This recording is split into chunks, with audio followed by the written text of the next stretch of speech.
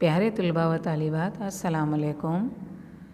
कल गुजराती के पीरियड में हमने व्याकरण विभाग में एक नया टॉपिक शुरू किया था जो है विराम चिन्हों। कल हमने विराम चिन्हों में से 3 विराम चिन्ह के बारे में मालूमात हासिल की थी। तो उम्मीद करती हूँ कि जो कल हमने वीडियो में विराम चिन्ह समझे वो आपको समझ में आए होंगे। आज आगे बढ़ने से पहले हम फिर से थोड़ा रिवाइज़ कर लेते हैं ताकि आपको समझने में आसानी हो। तो कल हमने जो पढ़ा था उसका थोड़ा रिवीजन करेंगे। सबसे पहले तो हमने देखा था कि विराम चिन्ह क्यों ज़रूरी है। तो भाषा में रहे हुए अर्थ को स्पष्ट करने के लिए, भाषा में जो अर्थ छुपा होता है उसको साफ करने के लिए विराम चिन्ह ज़रूरी है। उसके बाद जब हम भाषा हम बोलते हैं वहाँ जहाँ जहाँ हम रुकते हैं और उसका भाव बताने के लिए विराम चिन्हों का होना ज़रूरी है। उसके बाद हमने मिसाल के ज़रिए समझा था विराम चिन्हों का महत्व। तो किस तरह अगर विराम चिन्ह अपनी मुनासिब जगह पर न होकर अगर गलत जगह पर रखा जाए तो अर्थ का अनर्थ हो जाता है, उसकी भी हमने मिसाल देखी थी। हमने देखी थी मिसाल के अहीं गंदगी करवी नहीं, करनार ने सजा थशे। यहाँ नहीं के बाद अल्प विराम है तो इसका मतलब होता है कि यहाँ गंदगी नहीं करनी है, करने वाले को सजा होगी। और उसके बाद वाक्य रचना वही है, शब्द वही है, पूरा जुमला वही है, लेकिन विराम चिन्ह को अगर नहीं से हटाकर करवी के आगे रख दिया जाए तो उसका अनर्थ हो जाएगा, अर्थ का अनर्थ हो जाएगा। अहीं गंदगी करवी नहीं, करनार ने सजा थशे। यहाँ पूरा अर्थ बदल रहा है, ऑपोजिट अर्थ हो रहा है कि यहाँ गंदगी करनी है, जो गंदगी नहीं करेगा उसे सजा होगी। तो इस प्रकार विराम चिन्हों का महत्व हमने ये मिसाल के ज़रिए देखा था कि सही जगह पर और मुनासिब जगह पर विराम चिन्ह होने चाहिए, तभी उसका सही अर्थ हम वाक्य का निकाल पाते हैं। उसके बाद हमने देखा था कि हम कौन कौन से विराम चिन्ह देखेंगे। तो सबसे पहले पूर्ण विराम जिसे फुल स्टॉप कहते हैं, दूसरा है प्रश्नार्थ चिन्ह क्वेश्चन मार्क, और तीसरा है उद्गार चिन्ह एक्सक्लेमेटरी मार्क। ये 3 हमने कल देखे थे, मिसाल के ज़रिए समझे थे। थोड़ा इसका भी रिवीजन करेंगे। और उसके बाद हम देखेंगे अल्प विराम जिसे कोमा कहते हैं इंग्लिश में, और उसके बाद है अवतरण चिन्ह जिसे इन्वर्टेड कोमा कहते हैं। तो सबसे पहले पूर्ण विराम का रिवाइज कर लेते हैं। यहाँ आप उसका सिंबल देख सकते हैं। हमने देखा था कि पूर्ण विराम कहाँ आता है, तो एक वाक्य या एक कोई विचार, हमारी सोच जहाँ पूरी हो जाती है, हम जो विचार या कथन कहते हैं वो पूरा हो जाता है, वहाँ पूर्ण विराम यानी कि फुल स्टॉप रखा जाता है। एक सादे वाक्य के पूरे होने के बाद पूर्ण विराम रखा जाता है, जो हमने मिसाल के ज़रिए भी समझा था। उसके बाद हमने प्रश्नार्थ चिन्ह, उसका सिंबल आप देख सकते हैं।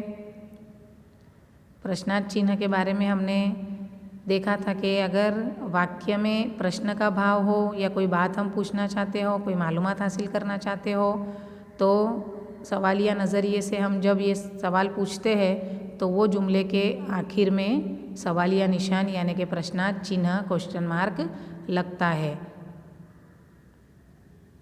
उसके बाद हमने देखा था उद्गार चिन्ह। लेकिन एक बार मैं फिर आपको याद दिला दूँ कि पूर्ण विराम और प्रश्नार्थ चिन्ह हमेशा जुमले के आखिर में यानी वाक्य के अंत में आते हैं, वो आपको हमेशा याद रखना है। उसके बाद हमने देखा था उद्गार चिन्ह एक्सक्लेमेशन मार्क, उसका भी सिंबल हमने देखा था, संकेत, निशानी। और उद्गार चिन्ह कब लगता है, तो हमने देखा था कि जब कोई चीज़ का उत्साह, आश्चर्य, किसी की तारीफ़ करनी हो या किसी का तिरस्कार यानी किसी को गुस्सा या घृणा का भाव या चेतावनी देनी हो, या बहुत ज़्यादा जज्बात बताने हो, प्रबल उर्मी आवेग, तब हम उद्गार चिन्ह का इस्तेमाल कर सकते हैं। तो यहाँ मिसाल के ज़रिए ये भी हमने समझा था। उम्मीद करती हूँ कि ये आपको यहाँ तक समझ में आया होगा। अब हम आज आगे बढ़ते हुए अल्प विराम कोमा जिसका सिंबल आप देख सकते हैं, उसके बारे में मिसाल के ज़रिए समझेंगे। अल्प विराम उसका सिंबल और इंग्लिश में कहते हैं कोमा। तो अल्प विराम कहाँ रखा जाता है, જ્યાં પૂરેપૂરું નહીં પણ અલ્પ યાને કે થોડું અટકવાનું અનિવાર્ય હોય ત્યાં અલ્પ વિરામ મુકાય છે. ખાસ કરીને નીચેની બાબતો વિચારીને તે મુકાય છે. यहाँ अल्प विराम कहाँ रखा जाता है? तो जहाँ पूरी बात नहीं, जैसे पूर्ण विराम में हमने देखा कि हमारी बात पूरी हो जाए तब हम पूर्ण विराम रखते हैं, फुल स्टॉप. लेकिन यहाँ पूरा पूरा नहीं लेकिन अल्प यानी थोड़ा अटकना हो, जहाँ थोड़ा अटकना हमारा ज़रूरी हो, अनिवार्य हो यानी ज़रूरी हो, वहाँ अल्प विराम आता है. खास करके जो नीचे मिसाल दी गई है वहाँ हमें ख्याल आएगा कि कहाँ हमें अल्प विराम रखना है. कई बार क्या होता है, घણા નામ વિશેષણ કે ક્રિયાપદ એક સાથે આવ્યા હોય ત્યારે છેલ્લા સિવાય દરેકની પછી અલ્પવિરામ મુકાય છે. मतलब कई सारे 2 या 2 से ज़्यादा नाम, 3, 4 नाम या जो विशेषण है या क्रियापद है वो एक साथ आए हो ज़्यादा, तब हमें ये अल्पविराम का इस्तेमाल करना चाहिए. जैसे पहली मिसाल देखेंगे, ये नाम है राम, लक्ष्मण, भरत અને शत्रुघ्न चारे वच्चे खूब प्रेम હતો. तो यहाँ जैसे बताया कि घना नाम एक साथ आए, तो ये नाम है राम, लक्ष्मण, भरत और अंत जो है वो आखिर के शब्द के पहले अल्पविराम नहीं आता, अने आ जाता है. तो यहाँ राम, लक्ष्मण, भरत અને शत्रुघ्न ये 4 के बीच में बहुत प्यार था. तो यहाँ राम, लक्ष्मण, भरत ये जो है यहाँ बीच में अल्पविराम आएगा क्योंकि यहाँ थोड़ा अटकना है, ज़रूरी है. उसके बाद है राम धीर, गंभीर, स्नेहाळ અને સદગુણી होता. यहाँ बताया है कि घना विशेषण होय, तो यहाँ राम के विशेषण बताए हैं यानी उसकी विशेषता बताई है कि राम कैसे थे. तो धीर, गंभीर, स्नेहाळ અને सदगुणी. तो यहाँ धीर, गंभीर के बाद अल्पविराम आएगा. उसके बाद भरत अयोध्या में दाखल थई, महल में तपास करी, जेम तेम स्वस्थ थई रामने शोधवा चाली निकळ्या. यहाँ क्रियापद देख सकते हैं आप, अलग अलग काम यहाँ कर रहे हैं. भरत अयोध्या में दाखल थई, उसके बाद थोड़ा रुकना है अल्पविराम, महल में तपास करी. जब ये वाक्य आप बोलेंगे तो अपने आप आपको पता चलेगा कि एक जुमले के बाद आपको थोड़ा रुकना है, तो वहाँ अल्पविराम आएगा. तो आपको ये जो उदाहरण है ये पढ़कर देखने हैं मन ही मन. जेम तेम स्वस्थ थईने रामने शोधवा चाली निकळ्या. तो यहाँ आप देख सकते हैं एक से ज़्यादा क्रियापद है, इसलिए यहाँ भी अल्पविराम का इस्तेमाल हुआ है. उसके बाद चौथी मिसाल देखेंगे, लक्ष्मण जरा जरा में नजीवी बाबत में क्रोध में आवी जता. तो यहाँ जरा जरा में उसके बाद भी हम रुकते हैं, नजीवी बाबत में उसके बाद भी हम रुकते हैं. तो यहाँ अल्पविराम आएगा यानी थोड़ा रुकना अनिवार्य है, ज़रूरी है. तो उम्मीद करती हूँ कि ये आपको इतना समझ में आया होगा कि अल्पविराम कहाँ आता है और कैसे रखा जाता है. जहाँ ज़्यादा नाम, विशेषण या क्रियापद एक साथ आए हो वहाँ आखिरी के सिवाय सबके बीच में अल्पविराम लगेगा, जो हमने मिसाल के ज़रिए समझा. और कौन सी जगह अल्पविराम आते हैं? तो संबोधनार्थे यानी किसी को बुलाने के लिए हम उसका नाम लेते हैं ત્યારે વપરાયેલા પદ પછી અલ્પવિરામ આવે છે. जैसे कि राम भाई आ फाइल गंगाधर ने पहुँचाड़ो, तो यहाँ राम भाई के बाद हम थोड़ा रुकेंगे, वहाँ अल्पविराम आएगा. यहाँ संबोधन है, किसी को नाम लेकर बुलाया है, तो ऐसा जुमला हो तब भी यहाँ नाम के बाद अल्पविराम आता है. उसके बाद अलबत्त ટૂંકમાં જેમ કે, એટલે કે, ખરેખર વગેરે જેવા શબ્દો પછી અલ્પવિરામ મુકાય છે. અલબત્ત તમે જ એ કામ કરવા સક્ષમ છો. ખરેખર તારે 91% આવ્યા. तो यहाँ ये जो अलबत्त, खरेखर, जेम के, टूकमा, ये शब्दों के बाद भी अल्पविराम आता है. उसके बाद कारण के, केम के नी पहला अल्पविराम मुकाय छे. जेम के ठंडी वधवा मांडी छे कारण के आ साल वरसाद शरू थयो छे. यहाँ भी ठंडी वधवा मांडी छे, उसके बाद अल्पविराम आएगा. आजे हूँ नथी आववानो केम के मारे घरे मेहमान आववाना छे.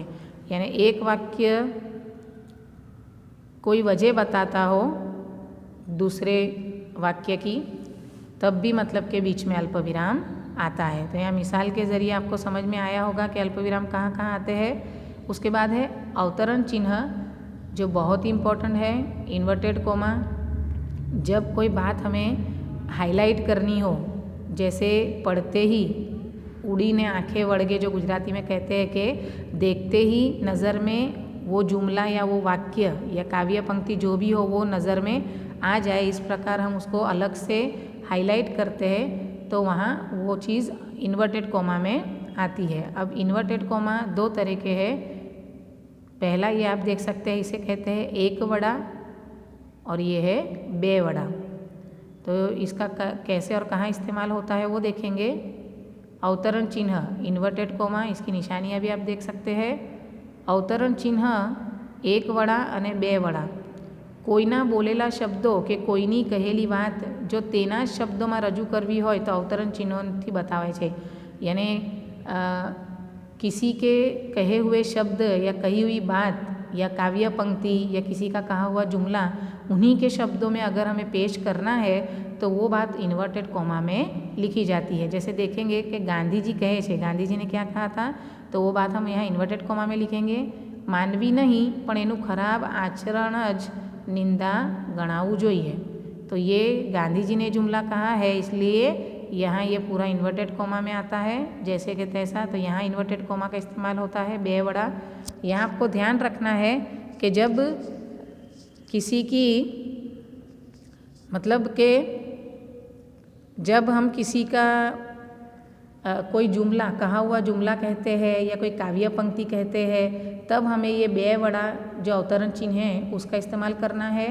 और उसके बाद जो दूसरा एक वड़ा अवतरण चिन्ह है वो कहाँ इस्तेमाल होगा, तो ग्रंथ सामायिक के कृतिनु नाम, कोई ग्रंथ यानी पुस्तक है, कोई सामायिक है या कोई कृति यानी कि कोई पाठ या काव्य है उसका नाम, तखल्लुस कोई कवि या लेखक है उनका जो तखल्लुस है वो, घर गाड़ी के विमानનું નામ અથવા મહત્વનો કોઈ શબ્દ કે ઉક્તિ વાક્યમાં વપરાય હોય ત્યારે અવતરણ ચિહ્નમાં મુકાય છે। मतलब ये सब जो तखल्लुस है, कृति के नाम है, ये जब आता है तो यहाँ एक वड़ा जो है उसका इस्तेमाल होता है। जैसे भारतનું संविधान, शब्द सृष्टि, मानवीनी भवाई, सुंदरम, मातृकृपा, राजधानी एक्सप्रेस, पुष्पक वगैरह। तो यहाँ अगर किसी का कहा हुआ जुमला या काव्य पंक्ति या कोई अच्छा सुविचार जब हमें लिखना हो तो वो हम बे वड़ा इन्वर्टेड कोमा में लिख सकते हैं। और जब किसी का तखल्लुस या कोई कृति का नाम हो तब उसे हम एक वड़ा इन्वर्टेड कोमा में लिखेंगे। हमने देखा कि अवतरण चिन्ह में एक वड़ा અને बे वड़ा इसका कहाँ और कैसे इस्तेमाल होता है। तो उम्मीद करती हूँ कि सभी विराम चिन्ह आपको समझ में आए होंगे जो हमने अभी पढ़े हैं। नेक्स्ट पीरियड में मिलेंगे, तब तक के लिए अल्लाह हाफिज़।